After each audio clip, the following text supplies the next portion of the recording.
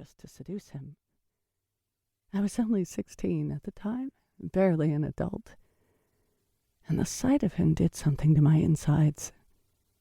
He made me feel things I had never dreamed of feeling before. I was hungry in a different, more compelling way. I was such a damn fool. In seconds, I had fallen for him, swallowed up by lust, and this man became my obsession. I spent my days hidden behind the rocks in the shallows, spying on him, while Nil circled the waters behind me. The human was traveling with a troop of people who catered to his every whim. At night, he slept in a tent on the beach, the white canvas like a ship's sails, a parade of women disappearing inside, their raucous moans making my body ache with need and envy. During the day, he lounged on the sand, entertaining guests, gorging themselves on fine food. I found myself wanting to try everything they were eating, but had to settle for clams and crabs and sea cucumbers that lived in the shallow waters around me. I didn't understand English at the time, but I eventually realized they addressed him as Prince Eric. What I did understand was that I needed him to be mine, something I could finally call my own. All my life I had felt so fractured and lonely. My father kind, but firm and distant. My sisters the light of his life after mother disappeared. But me, I was left with Nil, and that was that. No one ever glanced my way or wondered how I was. I was just the third sister, taking up too much space in the sea. Even the other sirens in the kingdom ignored me. Though I was no one within my own family, I was also too different and regal for those outside of it to befriend me. And so I thought, foolishly, that if I could get this human, this Prince Eric, to become mine, then I wouldn't have to be alone. But he lived on land and would never survive more than a few minutes below the surface of the sea. He would never be a part of my world. That's when I knew I would have to become part of his.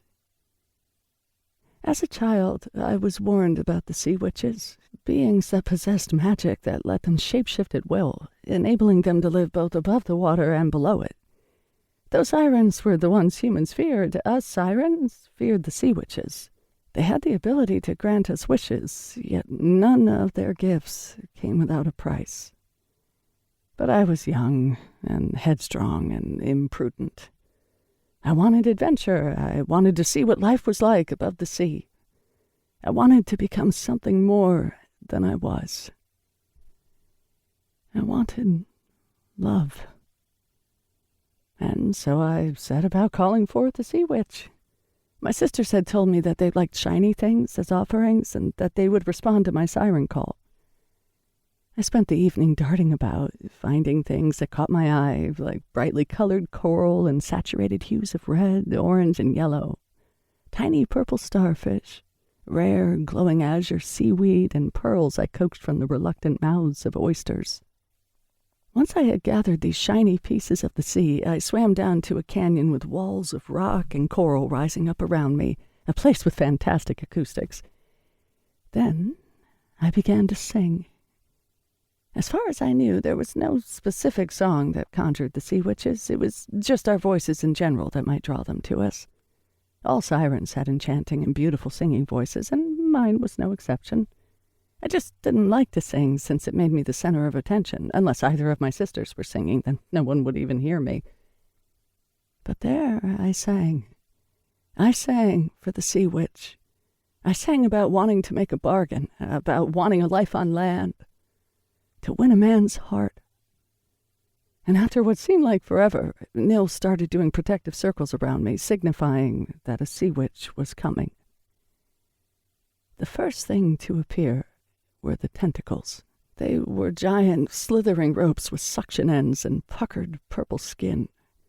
They didn't belong to the sea witch, but instead to one of the kraken, the giant sea monsters that the witches controlled. The rest of the kraken was hidden in the murky blue depths of the ocean, though I could faintly make out small, glowing yellow eyes. Then Idonia came forward, walking toward me on 2 legs along. Para seguir escuchando este audiolibro gratuitamente, haz clic en el enlace de la descripción y podrás escucharlo completo sin coste gracias a la prueba de 30 días de Audible.